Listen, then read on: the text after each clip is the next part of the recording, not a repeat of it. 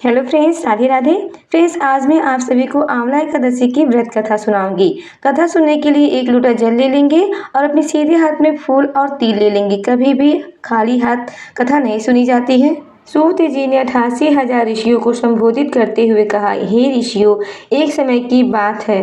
महान राजा मानधान ने वशिष्ठ जी से पूछा, हे वशिष्ठ जी, यदि आप मुझ पर प्रसन्न हैं तो मुझे ऐसे व्रत की कथा कहिए जिससे मेरा कल्याण हो जाए। महर्षि वशिष्ठ जी बोले, हे राजन, सब व्रतों से उत्तम अंत में मोक्ष देने वाला आमलकी एकादशी यानी कि आंवला एकादशी का व्रत राजा मानधान ने कहा, हे मुनिवर, इस आमलकी एकादशी की व्रत की उत्पत्ति कैसे हुई? इस व्रत के करने की क्या विधि है?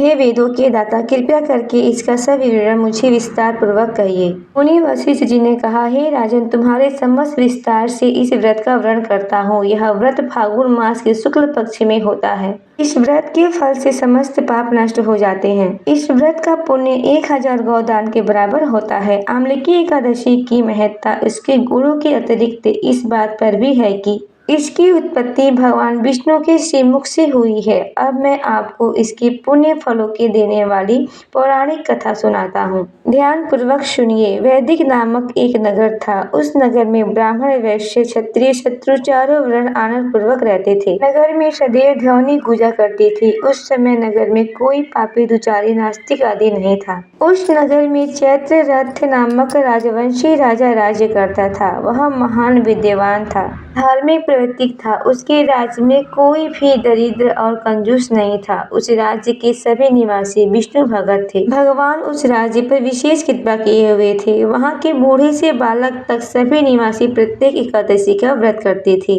एक समय फाल्गुन मास के शुक्ल पक्ष की आमलकी एकादशी का दिन था। उस दिन राजा से प्रजा तक, वृद्ध से बालक तक, वंश सहित सभी एकादशी का व्रत किए हुए थे। राजा अपनी प्रजा के साथ मंदिर में आकर कुंभ स्थापित करके तथा धूप, नैवेद्य, पंचरत्न, छत्र आदि से धात्री का पूजन करने लगे। वे सब धात्री इस प्रकार स्तुति करने लगे, हे धात्री, आप ब्रह्मा स्वरूप हो। आप ब्रह्मा जी के द्वारा उत्पन्न और समस्त पापों को नष्ट करने वाले हैं। आपको नमस्कार है। आप मेरा अर्थ स्वीकार करें। आप श्री रामचंद्र जी के द्वारा सम्मानित हैं। मैं आपसे प्रार्थना करता हूँ, मेरे समस्त पापों को हरण करे। उस देवालय में रात्रि को सबने जागरण किया। रात्रि के समय उस जगह बहेलिया आया। वह पाप दुचारी था। अपने कुटुंब का पालन करने के लिए वह जीव हत्या करता था। वह भूख प्यास से अत्यंत व्याकुल था। कुछ भोजन पाने की इच्छा से मंदिर के एक कोने में बैठ गया। उस जगह भगवान विष्णु की कथा तथा एकादशी का महात्म्य सुनने लगा। इस प्रकार उस बहेलिया ने समस्त रात्रि अन्य लोगों के साथ जागरण में व्यतीत की। प्रातः काल होते ही सभी लोग अपने अपने घर चले गए। इस प्रकार वह बहेलिया भी अपने घर आ गया। वहां आकर भोजन किया। कुछ समय बिताने के पश्चात उस बहेलिया की मृत्यु भी हो गई।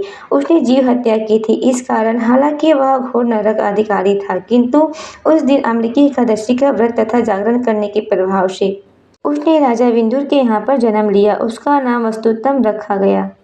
बड़ा होने पर वह चतुरंगी सेना सहित तथा अन्य धन्य से युक्त होकर 10 सहस्त्र गांव का पालन करने लगा। वह तेज में सूर्य के समान, कांति में चंद्रमा के समान, वीरता में भगवान विष्णु के समान तथा समा में पृथ्वी के समान था।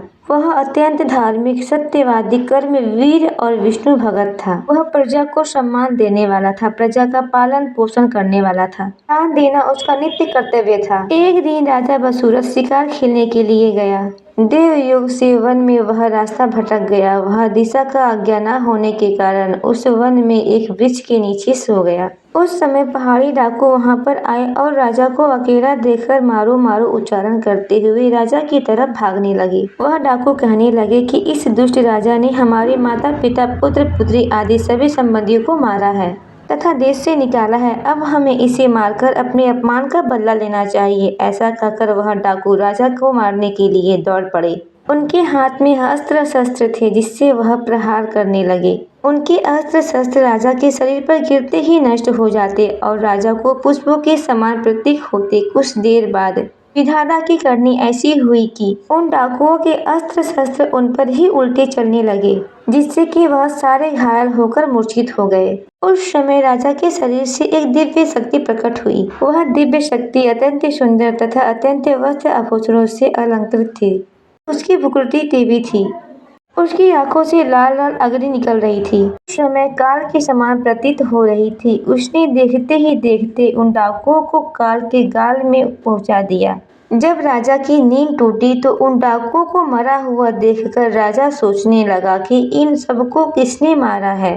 मेरा इस वन में कौन हितेश रहता है। जब राजा वसु से ऐसा विचार कर रहे थे तभी आकाशवाणी हुई, हे राजन, इस संसार में विष्णु भगवान के अतिरिक्त तेरी रक्षा करने वाला कौन हो सकता है। इस आकाशवाणी को सुनकर राजा ने विष्णु भगवान को प्रणाम किया। फिर अपने नगर को वापस गए और सुखपूर्वक राज्य करने लगे। महर्षि वशिष्ठ जी बोले, हे राजन, यह सब अम्लिकी एकादशी के व्रत के प्रभाव से हुआ था। जो मनुष्य एक भी अम्लिकी एकादशी का व्रत करता है वह प्रत्येक कार्य में सफलता होता है और भगवान विष्णु के धाम को प्राप्त करता है। भगवान विष्णु की शक्ति हमारे सभी संकटों को काटती है।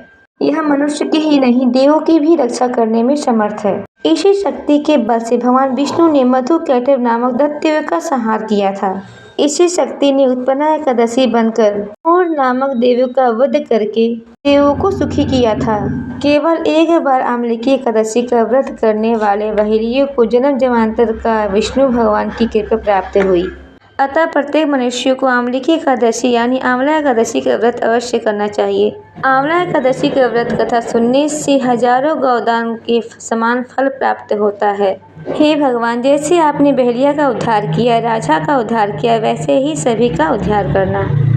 सभी पर अपना कृपा दृष्टि बनाए रखना। तो फ्रेंड्स, यह थी आंवला एकादशी की व्रत कथा की वीडियो अगर आपको पसंद आई हो तो प्लीज़ लाइक शेयर कमेंट जरूर कर दीजिएगा। मिलते हैं एक और नई वीडियो के साथ, तब तक के लिए राधे राधे।